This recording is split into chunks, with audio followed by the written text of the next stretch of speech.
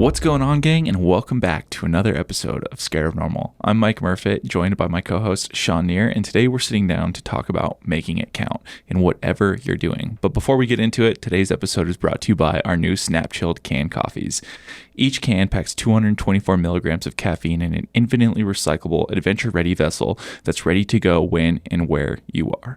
We have 3 different roasts available now, including our flagship blend Stable, which will always be available in these cans and has tasty notes of red apple, dark chocolate, and lemon. We also have 2 limited edition seasonal roasts available at the moment, one of which is our summer blend, which has tasty notes of stone fruit, chocolate, and agave nectar. And the other one is my personal favorite. It's a natural process Colombia with tasty notes of ripe blackberry, cocoa, and has a silky mouthfeel to finish it off. Grab again today by hitting the link in the description below. So in the last episode of 𝙎𝘾𝘼𝙍𝙈, we talked about if not now, when. So we want to build on that a little bit in this one by talking about how you can make your efforts count. And if you haven't listened to the previous episode yet, go back and give it a listen. I can't talk today for some reason. But the synopsis was essentially to respect your own time and pursue your dreams or passions, starting today. Yeah. So, all right, pursued your dream. You started this new thing. Yeah. Now what? It's cool that you took the step. But Yeah. how do you make it count, right? Yeah. So it's cool to dig into this today and, look back at what we've done and see the pitfalls, see the potholes we slammed into and the little wins too that keep us going. For sure. Well, and I think, something I also want to say when we talk about, these little side episodes outside of the guest episodes is we're not necessarily telling you like this is exactly how you have to go about pursuing something, but these are the things that have worked for us and they've really helped us out. So hopefully, you can hear some of these words and they help inspire you and help you get some of your tasks or dreams completed. So Totally. Like Shawn said, you've started pursuing your dream or passion. Now what? Like we all know time is such a limited resource. So every action that you make, you want to make sure it counts, right? And you want it to be the biggest splash possible with the least amount of effort, because you might be working a full-time job or you might be juggling a million different things like a family or whatever it might be. So I always like to describe, like I just said, making the biggest splash with the littlest amount of effort. And a few things that help create this impact in our eyes are, really showing up and doing the things that you love, right? This is the why. Yeah. It's going back to the why every time. Yep. If you don't have that, like, Why are you passionate? Why are how you are you here? going to come home from work, doing your 40, 50 hour a week job and be like, all right, I'm going to do an extra 10 hours here. Like, you got to have that why, And I think, showing up as that best self, like, it's hard, it's easy to say, but, like, fake it till you make it a little bit. If you can put that smile on, it becomes real at the end of the day. So, and the last one is that accountability piece, which I think is the most important after the why. Absolutely. The why is number one, Yeah. but, creating trust and accountability with yourself and others that you will learn to, create your core group with. Yep. So, Yeah, we'll kind of get into talking about like, building a network and, how that helps you make your efforts count. But yeah, when you create that accountability with yourself and you say, today I'm going to come home and I'm going to go run 5 miles, or I'm going to work on this piece of my business, or whatever it might be, talking about like maybe learning how to play guitar. I'm going to play these chords tonight, whatever it is. Like, don't come home and be like, oh no, I'm not going to do that. You have to be accountable with yourself. And it is great to start building a network of people where you can say like, hey, I'm going to hold myself accountable. You hold yourself accountable, and let's, cross the wires and hold each other accountable. It's super great to have that. That's why, especially in business, like partnerships do work out so great, because you have somebody on the other side saying like, hey dude, what's up? Let's do this thing, and vice versa. So I love having that like accountability chain. So let's dig into accountability. What do you think? Defined expectations, set goals. I mean, what else do you think?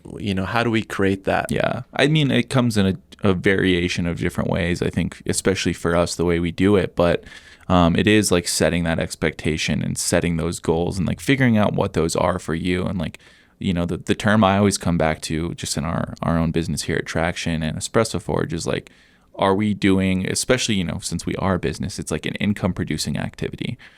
Are we doing those things? That is the expectation. So if we're not doing an activity that produces income, we kind of have to step back and be like, all right, like what is going on here? And that, if you're going to learn or try to run a marathon, it's, are you hitting the times that you think you're going to hit? You know, something along those lines. So like really setting those goals, and what you're expecting yourself to do is massive, right? I think realistic expectations, you know what I mean? Like if you are working 50 hours a week and you're trying to knock it out of the park with some crazy marathon time, like, all right, maybe let's sit back and be like, all right, just this week, I'm going to, you know, set these goals, you know, realistic expectations, so we get those small wins and we get that motivation to keep working. Well, and understanding with that, you know, that it's a lot of small pieces that make a large sum, right? Like when you're chipping away at a big goal, whether it is starting a business or running a marathon, you're not gonna build Rome in one day. So it's, you know, laying brick by brick each little step. So creating those realistic expectations is gonna help you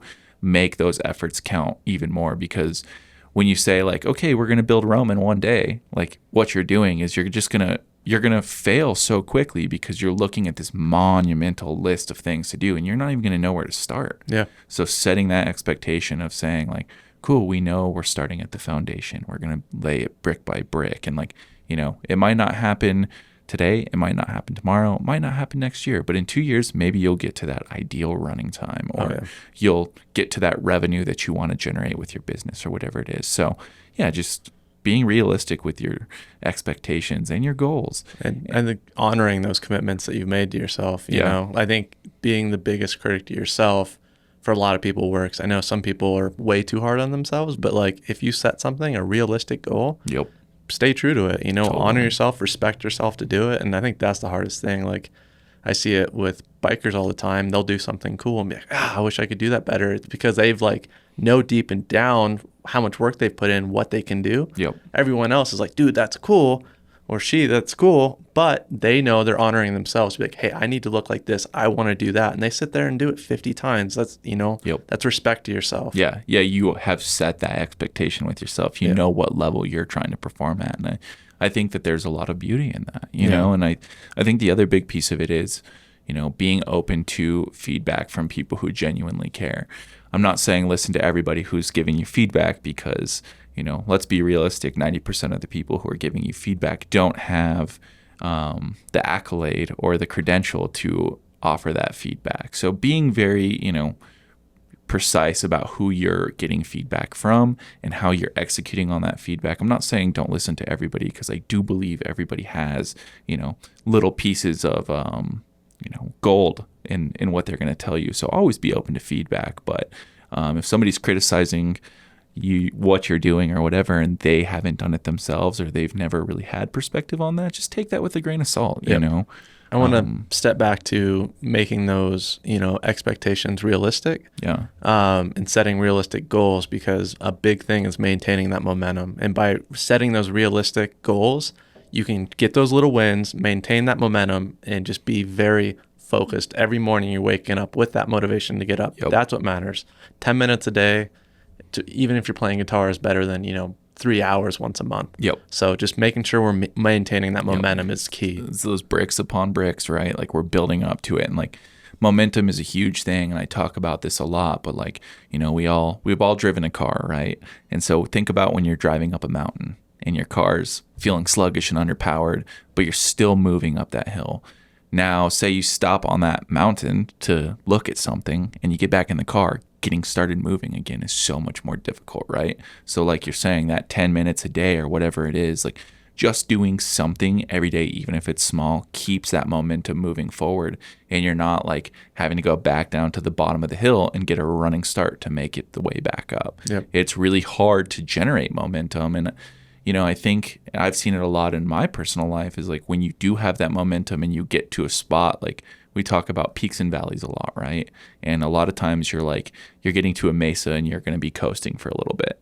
And in my personal life, I've gotten to those, you know, flat areas for a little bit where I've like flatlined on growing or whatever it is. And you kind of just want to sit still, but you have to continue to, you know, amass momentum or keep moving forward, because if you don't, you're going to get to that next hill usually quicker than you think. And if you're kind of sitting there, you're going to be stuck at the bottom of that hill looking at a daunting task list because you don't have momentum. So continuing to, you know, do something new every day, or scaring yourself or learning something new, like fall in love with learning and the process of that, because that's going to help you, continue up that hill when it gets there. So that learning piece is huge. Like being able to celebrate progress, especially in the beginning, because you're able to learn so much so quickly.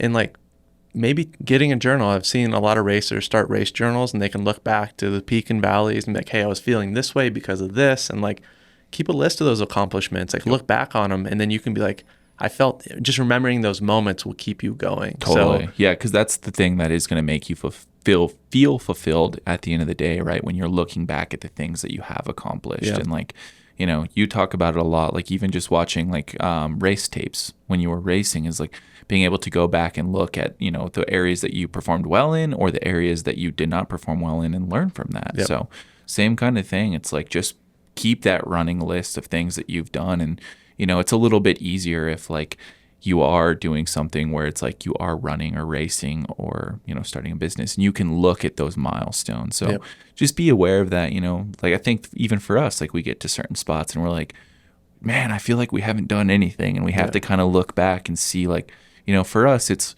generally it's revenue. Like how much has the company grown in terms of sales? Cool. Can we hire somebody? What does that look like? How much do we need to grow to hire somebody, And so for us, those are those accomplishments and those milestones and seeing projects that we've put out and collaborations. Like, so just figure out what that is for you and like how you can gauge those things and like really say like, oh, I've made progress, and you can revel in those moments and be proud of those moments. I think it is hard to be proud. Everyone wants to be humble, and it is weird to like be like, I did this or I did that. But it is really important to, like we were saying, celebrate progress. And I've seen it a lot with biking and skating is when someone comes up to you and is like, dude, you killed it. A lot of people are like, that was luck, and you really have to take those little wins when someone says that, because in the back of your brain, something clicks and it's like, maybe that was luck. Yeah. Maybe I'm not as good as everyone else. Am I ever going to get lucky again? Yeah. And then you basically trick yourself into thinking that you're not good enough. So if someone gives you that, be like, thanks, man. I've been really working on it. Totally. And that's all it takes, is to kind of flip that. And in racing, confidence is king. Like you have to believe in yourself, because there's, 100 other people that are bidding for that same spot. And at the end of the day, it's like 50% mental. Just believing. I think it translates to business, to everything. So, and it the mental piece is something that genuinely or generally kills the momentum, right? Like if you're thinking negatively, like your momentum is going to not necessarily, but almost come to a halt. And, I think that's where focusing on like the smaller numbers or like the smaller things that you have accomplished, as opposed to looking at that other side of like your massive task list. Like, for me, if it's like, oh, I have X amount of hours to work today, say it's a 12-hour day and I've already worked for 4 hours, I'm going to be like, cool. We've already got 4 hours in the bag. That other 8 hours is going to be chill. I'm not even looking at that other chunk, because the second you do, again, it's that you're looking at this big, project that you have to get done, and it's daunting. Celebrate those little wins. Focus on the smaller number. It's like, I've even had that experience like out on a mountain bike ride, and you're like bonked, you haven't eten enough food and you're tired and got 20 miles to go. And you're just wounded. And like that's where you kind of have to put yourself in that headspace of like, well, I've already chewed off this, smaller number. This next section is not going to be that hard. So just being aware of that, and being conscious of like how you're telling yourself you're going to proceed, because whether it's negative or positive, that's what you're going to believe. And how you talk about your business, how you talk about yourself internally and to other people. Like, are you positive about your business, or you're like looking at all the, the losses, the potholes you're slamming into, and like telling everyone about that? There's beauty in being vulnerable, but it's got to be to the right people, right? I mean, I think about that a lot when people, like, pretty much every time I talk to somebody, it's like, how's traction going? And like my response is about the same every single time. Oh, it's great. And like sometimes I'm like, well, today wasn't great. But like the broad piece of it is great, and like I'm not trying to be a Debbie Downer when I'm out talking to somebody. I'm not trying to be like, well, our toilet flooded today and like, because like in the broad scheme of things, like those details aren't going to matter. They suck in the moment, but like that is, if I'm reflecting my negative energy on people, they're gonna be like, well, I don't know if I want to buy Traction coffee because those dudes are bummed out all the time. And so like really figuring that out for yourself, and like same thing, like, in our own heads. Like if we were sitting around bummed out because the toilet overflowed, or, maybe our fridge stops working, or whatever it is, like those are the things that do kill the momentum, and it's going to like make you really bummed out when it comes time to showing up the next day. I mean, you're going to start believing it if you tell yourself it enough times, right? Like it'll eventually get into your brand message, like all these things. Yep. Like if you say it enough, if you smile enough, you're going to smile. If you frown enough, you're just going to frown. Well, and that's like, something that we established early on from starting this business with Traction, is that we said, we wanted to create a realm of positivity. That's something we wanted to do, right?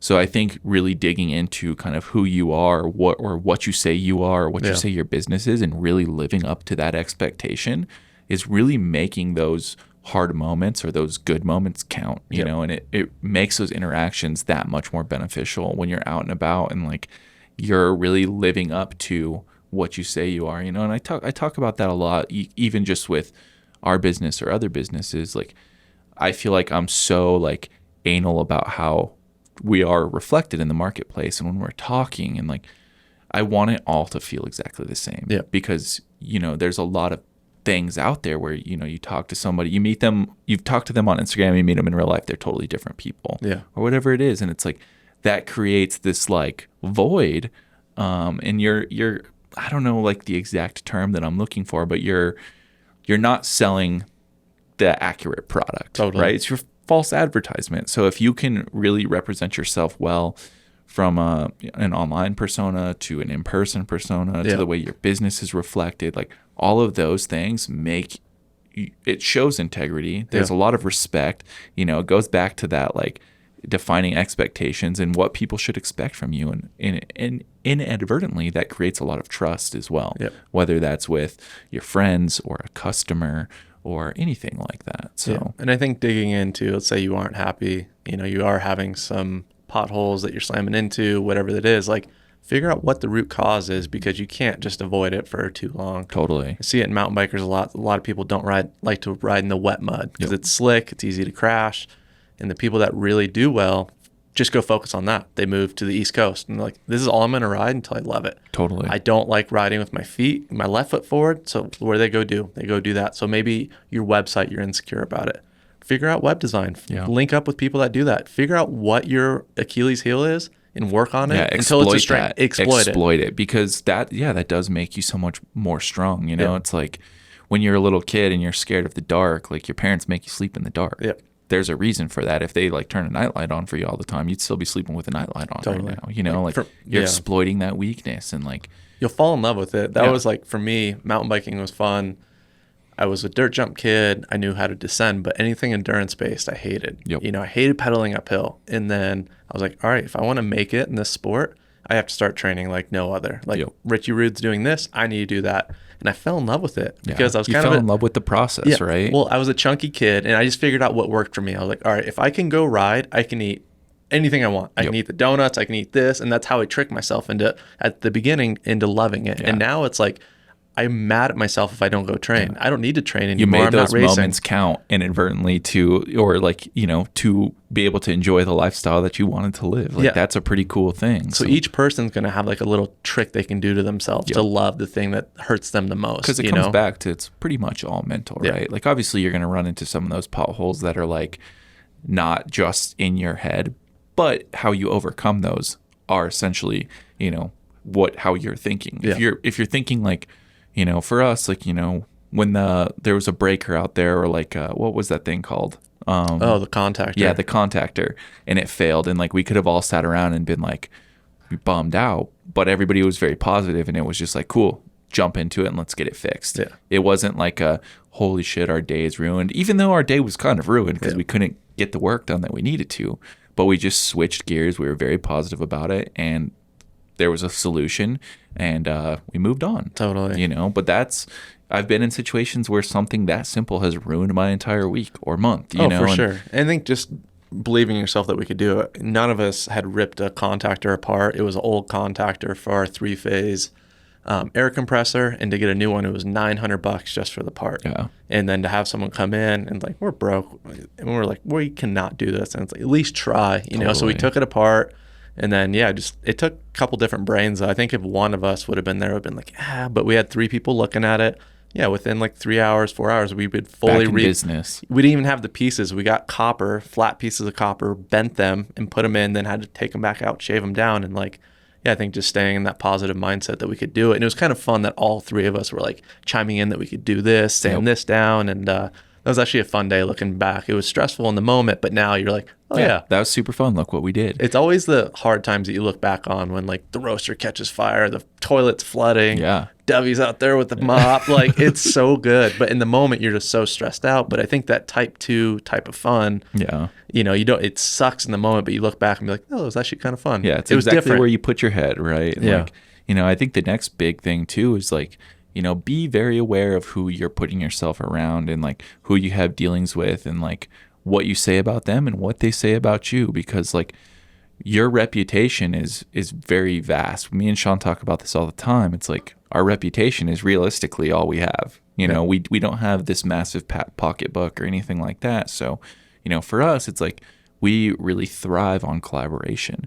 So we have to make sure that we are, you know, representing ourselves in a very good way to have, you know, that reputation in the marketplace so we can align with brands who are like-minded and doing cool things that we want to work with, right? And like, you know, if we were being very negative on the internet or whatever it was in person, like I don't think that those brands would align with us as well. So being very aware of, you know, how you're, you know, representing yourself and who you're aligning with, because you might not even be negative, but if you're standing next to somebody who's super negative and guess what? You are who you hang out with, you know? So like being aware of those encounters as well. And even if you're promoting another business and you are a business owner, like make sure that they have the same beliefs as you, because we live in a day and an age where like, again, if you are surrounding yourself with those people and they're saying negative things that you don't believe in truly, that still is a reflection of you. So just being aware of like how you're spending your time in with who. Yep. And they're going to keep you accountable for whatever it is, you know, like if they're doing good things, you're going to strive to be them. And then maybe they're falling off and be like, hey dude, what's up? Are we not running this morning? Yep. Like having that crew around you. It's why I'm the mountain biker I feel like am. my parents right now. I know. You know? Totally. It's funny. But it's funny how that like, it really does something that does come full circle, right? Yeah. It's like being aware of who you're standing next to. And like, that is something that's going to make your time count in a very positive or a very negative way, you know? Yep. Yeah. So, I mean, yeah, collaboration. I think we should dive into that because it's been kind of our number one since we started, right? Like building community through collaboration. Yeah. Like that is kind of what we built Traction on. It's a very, you know, core to our DNA. And it's like, you know, this is the thing, like, especially when you're going out and making new friends or interacting with new people, it's like you really should be considering every engagement or interaction as an opportunity to build trust and strengthen partnerships with other people. Even if you meet somebody new and you don't think that they can serve you as somebody who's going to go run a marathon or a business owner or a guitar player, you know, treat that with a lot of respect. And because nine times out of 10, that person is going to teach you something. It's the most off the wall people that teach you the most. Like the non-mountain bikers taught me the most about mountain biking. Yeah. Like these crazy business people told me about these like very deep business deals they had to do and like what they did mentally. And like that helped me out more than any mountain biker that was just like, oh yeah, practice this, do this. And like that cross-pollination I think helps because it's like such in a different limelight than you've ever seen. So, you know, these people that I meet mountain biking, you never know who they're going to be. You know, don't just focus on the people that are at the top. There might be people that are not as good as you and whatever you're doing that have incredible advice. Totally. So never write anyone off because like I can tell you the people that I've learned the most from are people that I never thought I would even talk to when I was a kid. Yeah. And that's like, you know, it just comes back to like treating other people's time as a gift. Yep. Because that's like those moments are generally fleeting. And like you just said, like you never know who's going to become a really great friend or who's going to lend a very great piece of advice. Like you just never know. It could be the random dude sitting next to you at the bar. Oh yeah. And that could become your best friend or somebody who maybe invests in your business or gives you, you know, that piece of advice that takes you to that next level. So take time to get to know others and really enjoy their company. Like be very, you know, on point with that kind of stuff and really attempt to learn from others, because let's be real, like none of us know everything. There's not a single person who knows everything. And the further you get down the road, you start to understand that the more you know, the less you know. Yeah. You know? I think treating every relationship as like a business deal almost. Like if someone's going out of their way for you, and they're a lot better, they're a mentor, like if you can't give back in whatever you guys are working on, bring them a gift, bring them food, bring them whatever they enjoy, because like they're only going to do it for so long.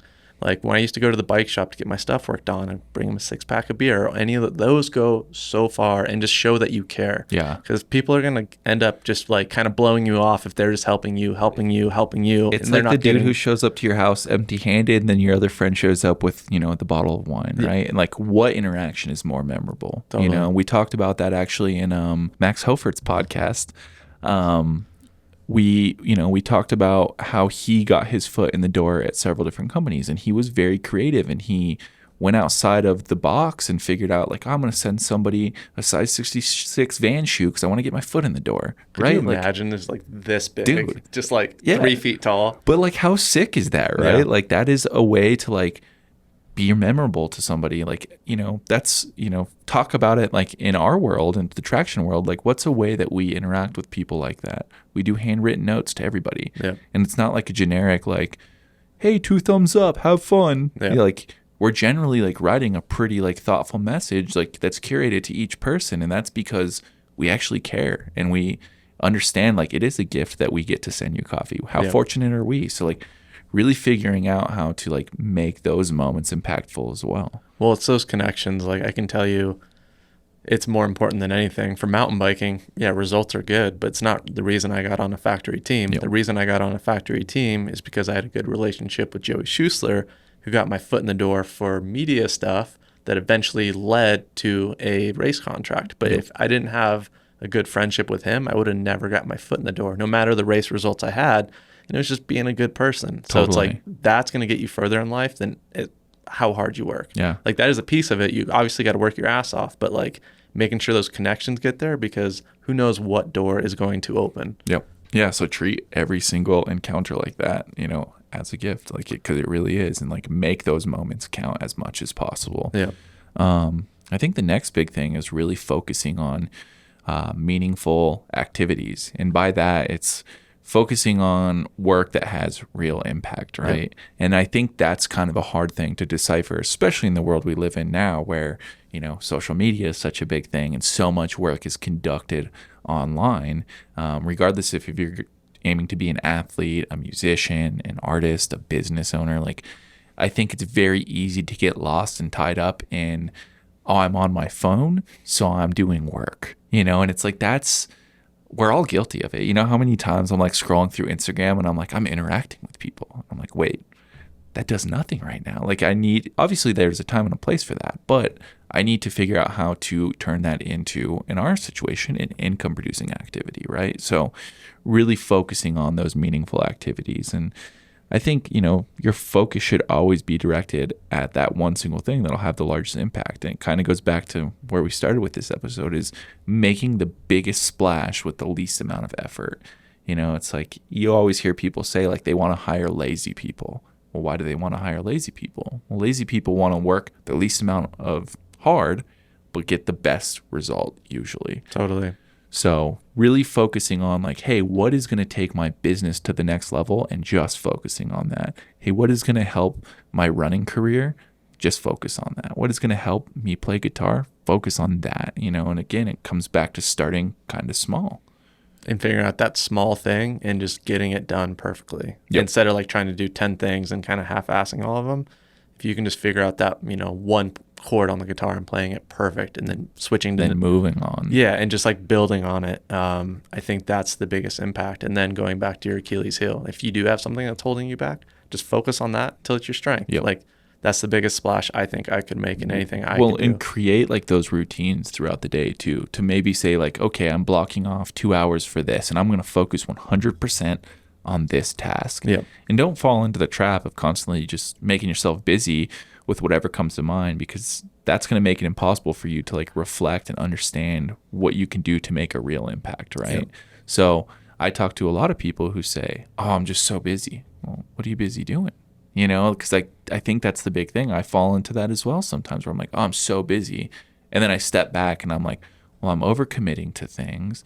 I'm running here and there. I'm not being strategic with my time. So, over the course of the last year, probably I've really like reeled it back for myself and said like, cool, where am I putting my time when I'm, hanging out with my friends, when I'm going out and riding my bike, when I'm focusing on traction, when I'm focusing on Espresso Forge. And, obviously I'm probably the most busy I've ever been in my life, but I'm also, I feel like the most lined out because, we've implemented project management tools and we've, started figuring out like, okay, this is where I fit into this business, and figuring out like, okay, if we can, silo our time off here and be very impactful with that time, the end result is one, being a little less busy feeling and growing our business a little more rapidly, making that time count a little more effectively than, I think back to the time when we first started this business up in Lyons, Colorado. And me and you were just crossing paths nonstop in that building because we didn't have a good flow in there.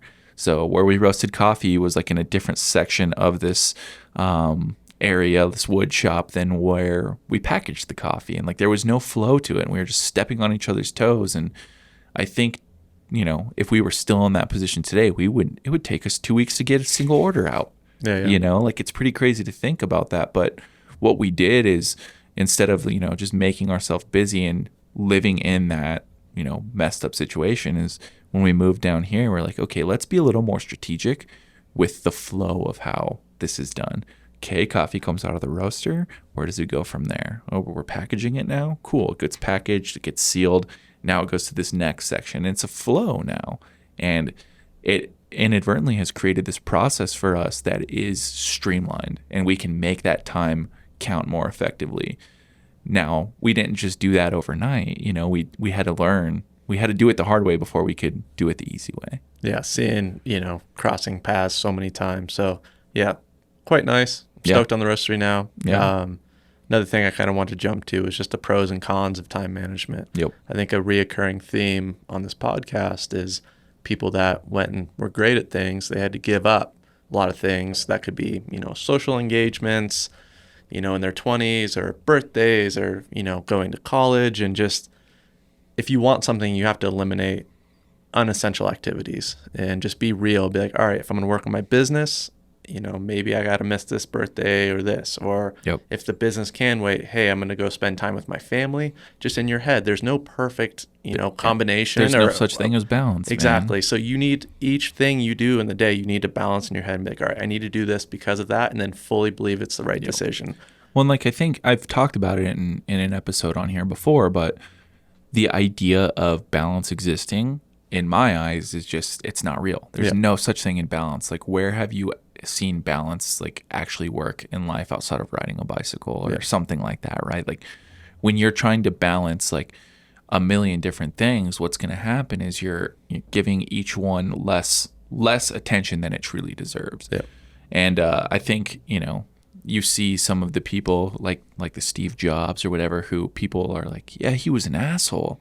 Well, he devoted himself to projects, and that's all he did, right? And I think there's a lot of beauty in that, and it's hard to kind of think about doing that for yourself too, though. Saying okay, there is no fun this week. All I'm doing is putting my head down and working on this project.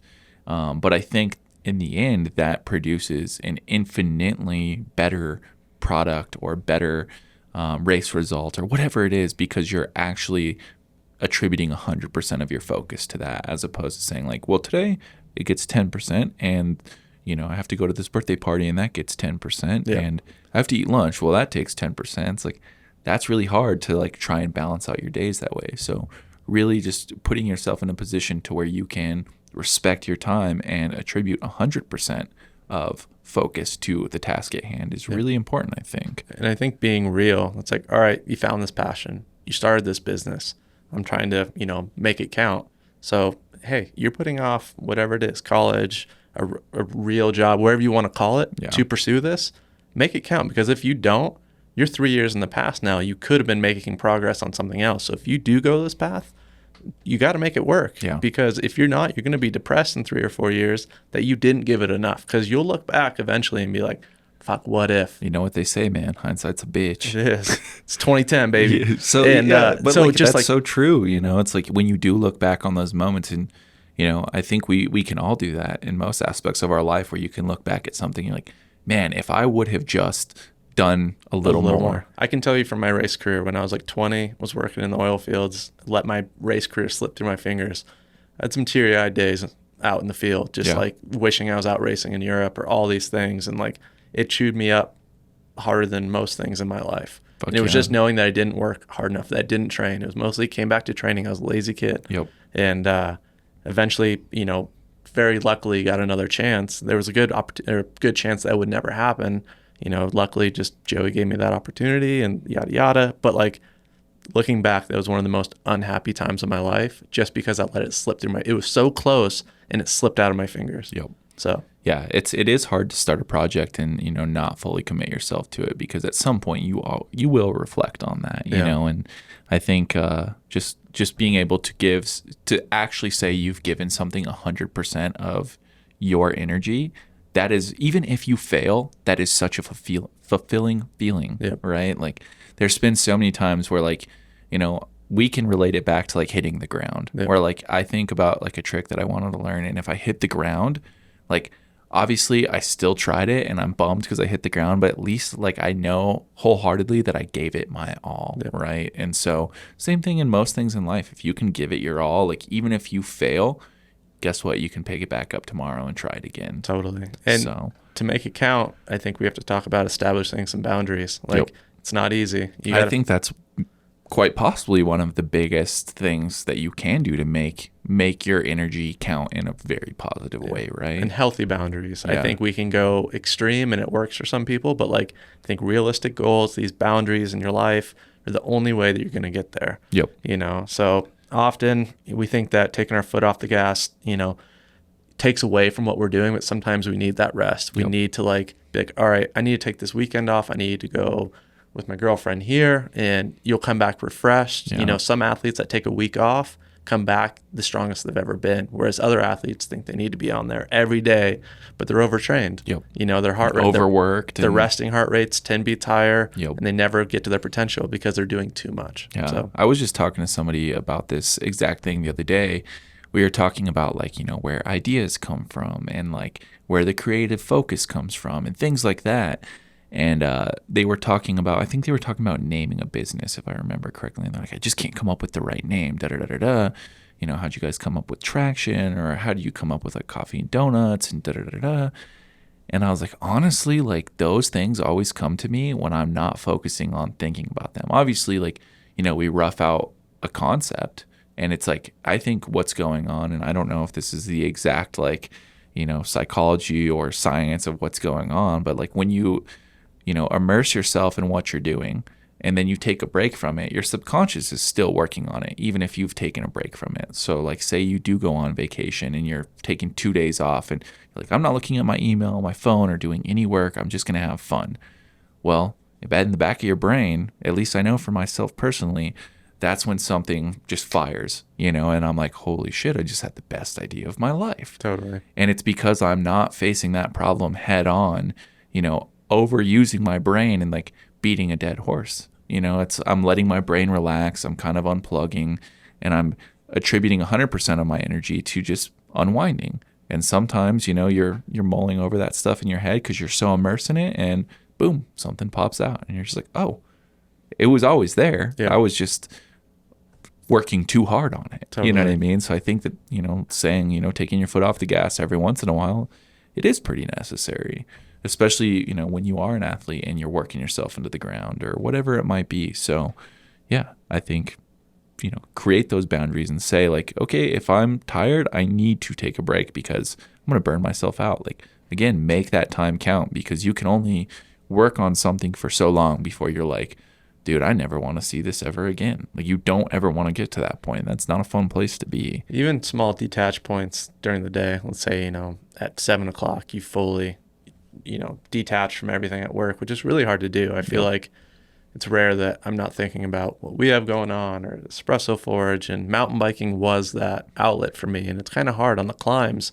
I almost have too much time to think, and it bothers me. Like I want to be away from it. Obviously on the descents, I can do that. So that's where the dirt jumps at 𝙍𝘼𝙍𝙍 have been really nice, because you do a lap and then you're back up at the top with everyone kind of bullshitting with their, and it was like the kind of the first time I've been like detached from work in a long time, and it's been very refreshing. Totally. And yeah, it's been hard to go ride mountain bikes and have that outlet, because it was my outlet. I still love it. You know, it's just hard by myself. If I'm there with people, I can detach. But if I'm there, it's just my brain's running all day. It's that same thing. You know, it's like when people say like, do what you love and it will never be a job. Like we've talked about this before, but I don't think that could be any further from, the truth, because like when you're doing what you love, it's like, it is still going to be a job. If you're making money at it, it's definitely a job. You're almost going to work harder at it. And you sometimes like that can, if you're not taking the breaks and you're not setting those boundaries, you can turn what you love into a job. And if you overwork yourself and you're not taking a step away, you're going to hate that thing you love. Like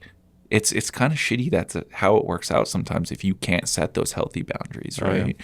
So yeah, take time to do the things you enjoy outside of work. And if you don't know what those are, try some new things. Get out there and, try and learn some new stuff, because you never know. Again, going back to like the relationship thing, like you never know when you're going to go try something new and how that can, help with the success of whatever you're working on. Maybe you want to go learn how to shoot photos away from, training for your marathon or starting your business or whatever. Well, guess what? Now you can shoot photos when you pull your hamstring, or you can shoot photos for your business or whatever it is. Like, find outside hobbies, because I guarantee you they will, in some capacity, help you out with whatever task is at hand. Yeah. So, and when we say take the foot off the gas, like fully rest and recharge. Don't like go on a vacation and like half work. Like fully detach. Come back charged. And it's hard. That's a hard thing to do. It is. And then when obviously in an emergency you got to do it, but like come back and work your ass off when you're here. And go relax when you relax. Don't do half and half. It never works. You'll still be burned out. It's hard, man. Yeah. I mean, I even think about it for myself. Like every time I do go on a trip, I'm like, all right, I'm not going to do anything. And then I'm always like answering the emails or whatever it is, getting on the phone, because I'm like, oh, it's not that intensive of work. But it is, you have to say like, okay, I'm done. Set that out of office responder on your email and take off, know. So, but yeah, I think, there's so many ways that you can go about making it count. But I think these are some of the things that have really helped us out and help propel us forward, when we're, feeling bummed about something or whatever it is. It's like, because there's no way that every day is going to be, a treat or whatever it is to you. Like, it's just not going to be that way. You're going to have hard days. And I've talked about this before on one of these episodes, but I have a buddy who told me, people give up when it gets hard. And if you continue to show up when it gets hard, that's how you become great, right? Like if the small things deter you from the end goal, you're never going to see what that true potential is. So really get in there, get your hands dirty, make it count, and make it count in the way that's going to be the most fulfilling to you. Yeah, I think is the biggest takeaway from this one, right? Like another good one we heard was, once you can kind of realize that something's always going to be messed up, and just like always deal with it kind of with the same mindset, you're going to be stoked. But if any little pothole you run into, you're like, fuck, and just kind of let it ruin your day, instead of being like, oh yeah, this is messed up, like if you fix one thing, another leak's going to happen. And just knowing that no matter what you do, there's going to be something broken. Yeah, always. So, yeah, and if you focus on those negative things, your thoughts will become very negative. You focus on the positive things of, you made a new sale today, or you met a new person today, or a new retailer reached out to you, or you signed up for a half marathon, whatever it is. Like, focus on those positive things and show up to those things as your best self every day. Focus on work that has real impact, and just create realistic expectations for yourself and show up and make sure that you're staying accountable to that, because that's what is going to make your time count in the most beneficial way to you. And like I said at the beginning of this, like, we're not standing here trying to like say this is what you have to do, but these are things that have worked for us, and we feel very fortunate that we have a platform like this to kind of share some things that have worked for us. And we're, again, always open to feedback. So if you guys are enjoying these episodes, let us know if there's certain things that you want to hear or perspectives that you think we would be good at sharing, or if you want to come on and share a perspective, if you're a business owner or an athlete or anything like that. Like, we don't have to do, a podcast just detailing your story. We're more than stoked to talk about this kind of stuff as well, right? So maybe we do a podcast where people send in their own questions and we just answer it. A little Q&A, totally. baby. Yeah, that'd be super fun. So yeah, we're again, we feel very fortunate to be able to sit here and talk to you guys, and the dialogue back and forth between you guys and this project has been really fun, and we really appreciate it. And I feel very fortunate that we are in a spot to provoke some thoughts. Like, I've talked to a handful of people over the last couple of weeks, and people that have like pretty extraordinary office jobs where they make a good living, and they're telling me like, you've got me questioning like what I'm doing. And it's like, we're not trying to get anybody to quit their job, but it is good to question and think like, am I really fulfilling my life the way that I want to be doing it? Don't think that we don't ask ourselves those same questions every single day too. So it is good to ask those things. But yeah, I think that's kind of what we've got for making it count, right? Yeah, I'm stoked on it. I'm stoked to build on the last podcast. And yeah, please reach out if you have any questions, and keep being scared of normal, guys. With that, we'll see you guys soon. Cheers. Bye.